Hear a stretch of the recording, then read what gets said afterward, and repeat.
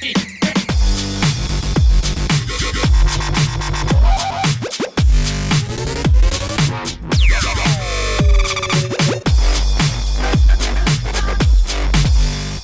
evening and welcome to On Point. I'm Ellen Whippy-Knight, and tonight we are going to talk to inspirational Fijians wherever they may be. The creative industries have become important in recent times, and the cultural aspect of it can be challenging because it is based on the culture, heritage and identity of a civilization. Our guest tonight has found success in this industry, keeping the authenticity, spirit and dignity of the Pacific people intact. Letila Mitchell, performing artist, a creative artist, former director of the Fiji Arts Council and founder of Rako Pasifika, but now working in Sydney's Opera House, is with us tonight. Oh, thank you for welcoming me here, Ellen. It's great to be home. Look, I know it's great to be home, but one of the things you're doing at home is that you're not on holidays, are you? Unfortunately, never on holidays. I don't know how to rest. So, yeah, I'm always here working. You've got the same disease that I have. Yeah. But we love it, and you have done extremely well in the cultural industries. You finished school at Suva Grammar School, best school in the world, of course. Absolutely. Thank you. And then you went on to Brisbane, and from Brisbane, you started your university studies there. Where did you go to from there? Because you went on to London as well. You came back to Sydney and went to NIDA, which is the biggest national dramatic art school in Australia. Yeah, so after grammar, I really wanted to focus on going into professional stream for the arts. So I researched and found a really amazing school in the rural Brisbane area and went to them for about 3 years. And in that 3 years, I was able to develop a portfolio in theatre and visual arts. And then my plan was to audition for NIDA. So I went and did about a 3-month summer course in NIDA just to introduce me to how it would all work. And it wasn't for me because I think Pacific culture and my own heritage was at the heart of everything that I do, and I felt it was really absent from NIDA at the time. So I made the decision instead to come back to USB, where I did history, politics and sociology and psychology. So for me it was a time to really understand where I wanted to go. Why did you feel driven towards that the area of cultural industries? It was always from a really young age. It was ever present in our family. I danced from when I really could walk, and it was something I was always, just completely driven to be a part of my culture. To understand the language. We didn't grow up in our language, and the years as I was growing up as a dancer and an artist, I was very aware of how quickly a lot of our culture was dying, a lot of our language was being lost. A lot of my cousins and a lot of young people around me weren't interested in their language and culture. Yeah, so for me it was just always a present thing in my life, always connected to wanting to know more. So when you look at the work that you have done, there is something that I do know about the cultural industries, and that there is a global trend in countries that are treating the cultural industries as a very important aspect of development of the people. And I do know that Australia, New Zealand and London, England, are now including into their national budgets funds to go towards, dedicated to go towards the development of cultural industries. Why is this so? And first of all, what really is cultural industry? The years that I've been working in this area, what I've noticed is that, worldwide it's a huge industry. The creative industries worldwide is a massive, fast-growing industry. And that industry includes film, television, fashion, it's a huge industry. And there are so many people participating in it worldwide. I think there's a lack of awareness about all of the elements of the creative industries. People tend to think, okay, it's just dance, music, visual arts, but there's, illustrators, there's media, television, there's all sorts of aspects to it. But the shift in the last, I would say, decade is that there's a lot more of a global awareness about the indigenous cultures of the world, how valuable their knowledge is, their traditional knowledge. Is this because of the advent of technology You know, we've most people, if you look around Fiji for a start, you know, how many cultural groups are there? How many of our youth are involved in cultural activities, such as dance, such as music, things that we're naturally gifted for? Is this the reason? Is this the reason around the world why people are looking at promoting and preserving the culture, especially indigenous races? Yeah, definitely. And, you know, there's other industries, manufacturing, you know, becoming an accountant, becoming a doctor. There's only so many jobs that are there for those areas. You know, I mean, we just look at Fiji and there's so many kids that are going through law school and coming out with not having a job at the end of it after investing all of those years. And it's not only in law, but it's in all other industries, and that's a global trend. And so a lot of the, you know, the conferences and the work that I've been involved is you know, all the big development agencies are actually looking at what's happening in the developing world, and where are the areas of activity. And like you said, vast amounts of our people are engaged in their cultural activities, from young people to elders to, you know, and from a really young age. We were all brought up either playing an instrument or, you know, learning masi or weaving, and everyone has that naturally in their blood. And how do we make it an exciting job, and one that is a paid job that you can develop a career out of it? You've done so much work, and in fact, it's your life. It's taken you around the world. You're in touch with the global network. But coming back to Fiji, where does it start in terms of making it a career for some of the young people that are out of work, even though they have graduated from university or technical colleges? Well, my career started in Fiji, you know, so all of my international travels have been because of the career I started in Fiji, with my culture, with my heritage. And I think it was just about me taking my art seriously, that it was valuable.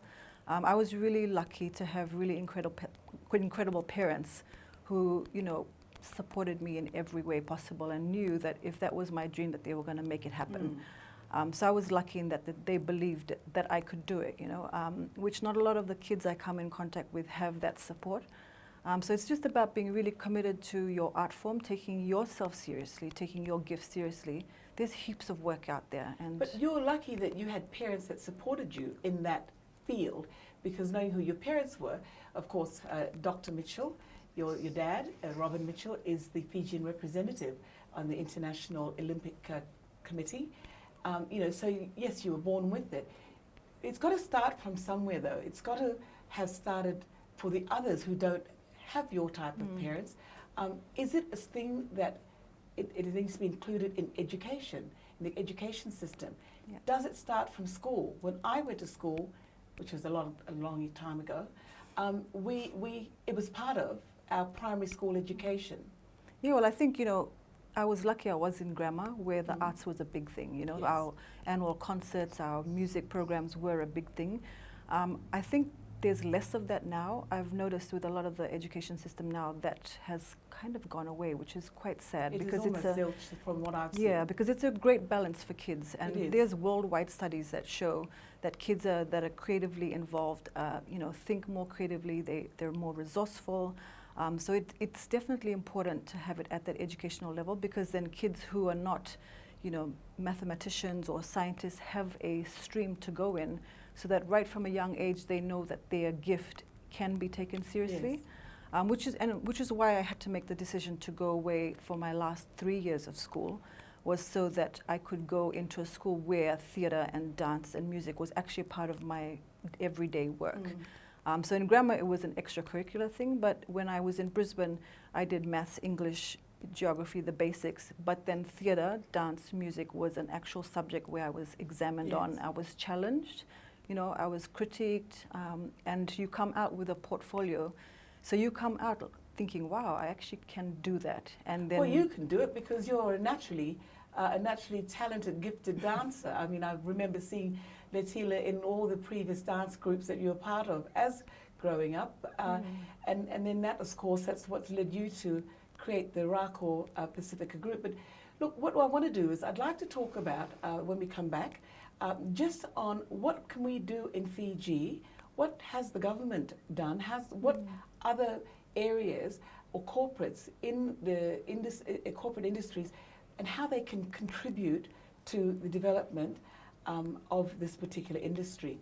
You're on point tonight with Letila Mitchell and Ellen Whippy, and when we come back, we're going to find out more about how we can get this to be a career for students who might be looking for something to do.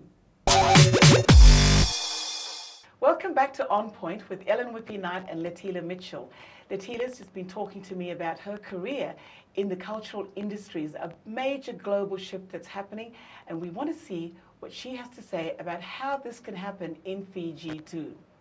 Letila, when we went for that break, we were just talking about, how it could become a career for people and to get paid for it. Because I know a lot of the dancers, a lot of the artists here in Fiji don't get paid what they should be paid. And I guess it's very difficult because it's not recognized as a career, as a job. You've made it one, but you're more on the consultative side of the business. When you left school and graduated from university, your very first job in Fiji, or your first major job, was director of the Fiji Arts Council. And that was a brilliant move, and you did so much great work there. Do you want to just talk a little bit about the objective of that role? And then we will move on to, just how that position is important to be able to develop this industry and create career paths. Yeah, well, after I finished USP, I went and did a postgraduate diploma in cultural management in the UK. And so my aim in doing that was I had that job in mind and in vision. And so the whole point of doing 3 years of work away was to try to equip me with the right skills and the knowledge, and also to see what was out there. And, London is at the top of the chain when it comes to the cultural industry. So seeing how an established cultural industry works and what were the steps we need to put in place. So when I took on the role of the Arts Council, I had a really incredible board who were really, open-minded, very innovative. And our role and our aim was to try to set a structure in place and a foundation in place to develop the sector. Culture was ever present, and the arts is ever present in Fiji, and that will never change. But the infrastructure to then take it from something that we do on a daily basis as part of our lives into something that can be a career or a business or social enterprise, that was what we were aiming to do. And so the 4 years that I was there, my focus was really to set up strategy documents, policies, to engage government in the process, to talk to government about what was happening in different countries worldwide, what was working, what wasn't working, and to also look at models that we could possibly look at, take the best from it and adapt it to what we did in Fiji. So government, as part of my work, actually sent me away to understudy the Creative New Zealand model. So they're extremely successful in how they engage with their Indigenous people. And so I studied their sort of brand called Toi Iho, which was how they empowered their artists and how government got behind their artists, tourism, trade, all of the sectors got behind their artists to promote this brand. So when you came back from New Zealand and you came back to Fiji with your findings, was there an immediate response and immediate action? Yeah, we created all of these workshops, and so we workshopped with artists for over a year and came up with the Fiji-made brand, which years later has actually happened. It's now being run by, I think it's Ministry of Trade, yes. The Fiji crafted brand. So that that work happened years and years ago. How did the Fiji-made brand relate to cultural activities such as dance and music? The intention at the beginning was that handicrafts. Yeah, the intention at the beginning was that it would start with design and art products, but that it could eventually evolve into brands for music, for the performing arts. So if you did a production, you would you were recognized as having authentic work, that you could get a label attached to you, which was basically government or Fiji's endorsement that your work was authentic and true. But how did that then play out on a financial basis in terms of a return of that investment where you've created a label, a brand? I'm doing the meke, and it's a meke that has been created and scripted, original, unique in Fiji. What's the conversion into financial terms, and meaning that I can make a career out of this? I think it's the difference between engaging your audience and being able to, the audience being able to make the right, good decision. So if you have people coming into the creative sector and they don't know anything about it, they don't know who you are, if you have some sort of an authenticate, certificate or brand, that it was, the intention was that it was a way to identify what was authentic, what was Fijian from what was being imported or what was not culturally sound.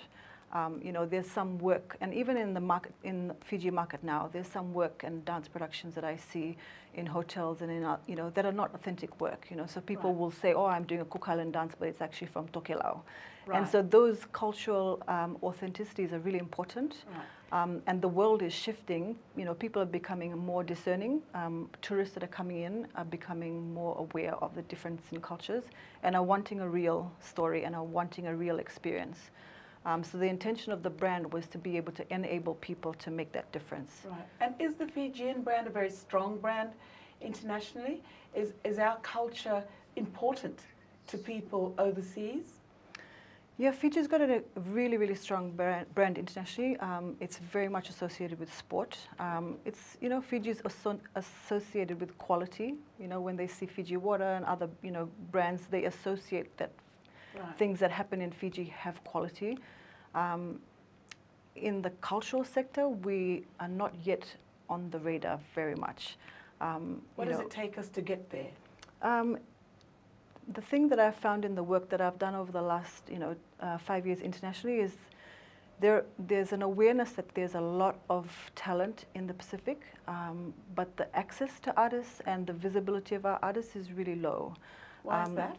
I think it's just... When you say visibility of artists, the actual physicality of seeing people who are interested or who are actually working as artists, or trying to find people who are artists? Both.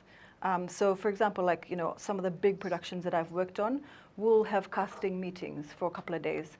And so a lot of times the first thing that you do as a cast is you go to agents and you ask them, oh, I want these particular kind of dancers for this show. They'll send you lists, and majority of times those lists come back with almost no Indigenous artists on it. Right. And then the second thing that we'll try is we'll go online and we'll do digital searches, So a lot of our artists, while they're on Facebook and things, they don't have, really good websites. If you call and you ask them for press kits, they're not readily available. So it's an educational problem, first of all. And secondly, is it in the schools as a subject? Is it part of the curriculum? Is cultural activities part of the school curriculum? I think it's a lot of the extracurricular work, but not, actual formal subjects. But I think a lot of it's, it's access to resources. A lot of our artists just don't have photographers at their disposal. They don't have publicists. They don't have writers to actually write their, press kits. So there's a lot of work that goes into that, and internationally, most artists can have it done by other people. Because they have the ability to access agents, which is what we don't have here. Yeah. So they have agents, they have managers. You think that if we did have those agents, if we had a platform that would be able to assist them, do you think that the artists here in Fiji would come out of the woodwork? Well, I mean, with Rako, my company, we manage our team, so over the years, we've had hundreds of kids come through Rako, and because we manage their career, we do their bios, we do their photos, we do press kits. So that work shows the success. That is a very big success story for you, that Rako Pasifika. Yep. We're going to take a very short break, and we'll be back to talk about Rako Pasifika, which is part of Letila's journey in trying to preserve the cultural aspects of the Fijian nation. Welcome back to On Point with Ellen Whippy-Knight and Letila Mitchell, the founder of Rako Pasifika. Letila, we've talked about how you have tried to introduce and monitor and preserve and create a path for those artists in the creative and cultural industries. And part of that journey was that you became the founder and created the Rako Pasifika group. And that has been a major success. It has gone around the world. It has grown. You're based in Australia now as well and trying to create a school there, which I would like my daughter to attend and any other of my nieces and nephews in Australia. Tell me a little bit about why you did create that and how has it been so successful? Well, we created Rako because my heritage is Rutuman, and we're currently on the list of endangered languages. And so at the time that I created Rako with Emotama Pene, our aim was to try to find a way to the transmission of cultural knowledge from elders to the youth, which wasn't happening. And a lot of it was because, Rutumans have moved away from the island and so many of us live worldwide. And so this diasporic culture, how do you retain that when you're moving and from place to place? So we created Rako as a way to provide a safe space for Rutuman artists initially, so that they could come, they could create, they could innovate, and also a space where elders could come and feel safe enough to transmit onto their youth. And Rako has been around the Pacific, around the world, and you've been to many of these very large arts festivals and dance festivals, the openings of, the big, huge conferences. How do you, when you get to those countries, how do you get them to understand what Rutuman culture is about? Through our dance and our music, our storytelling, our fashion, and a lot of the times that we're at all of these events, there's a lot of workshops and things that we engage with. You run those workshops? Yep, we run a lot of workshops where we teach people how to weave. And so for us, you retain and you keep your culture alive by sharing it. Yes, it is a very successful group, and you mentioned something with the Rako Pasifika group, and that's not just in dance and not just in music, but you became a fashion designer as well. And I mean, anybody who's artistic, and as artistic as you are, can do fashion design, because fashion is not just about what's trending on the global runways, it's about what you actually make of your sense of fashion. And one of the successful occasions on that particular journey was that you won the right to become the designer for the Commonwealth Games, the Olympic Games, the Fiji Olympic team. How did you become a fashion designer, and what made you think? Sorry. Can we go back to how did you become a fashion designer? Yeah.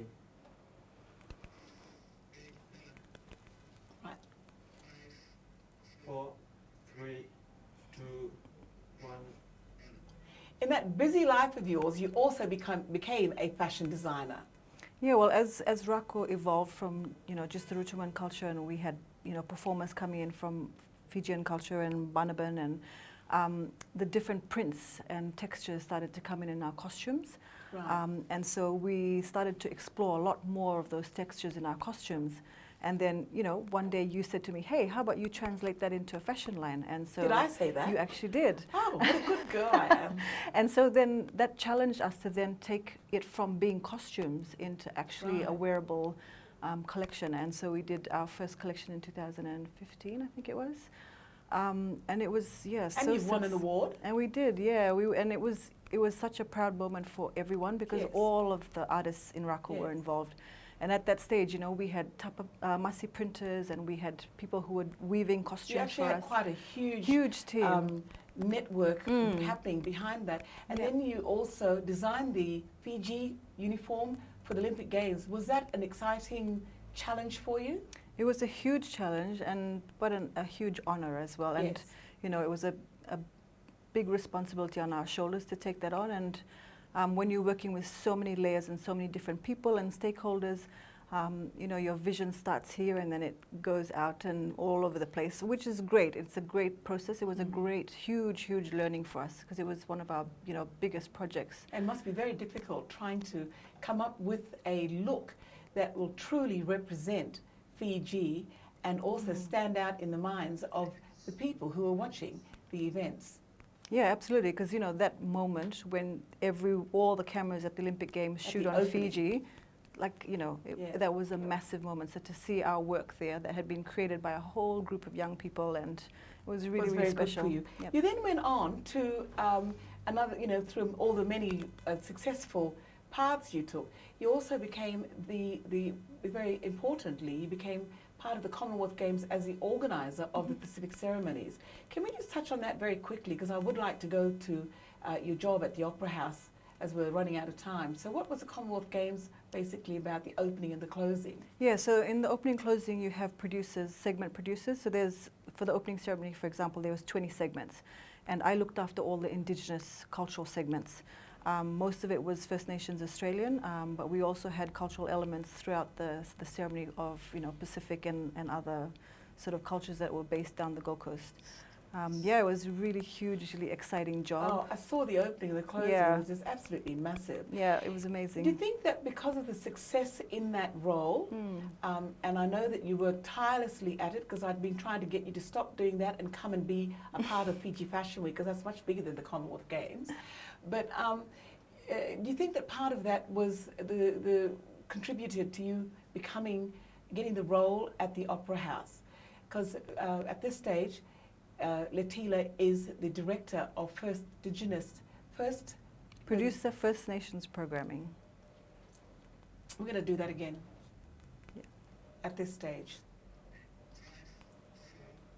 3, 2, 1.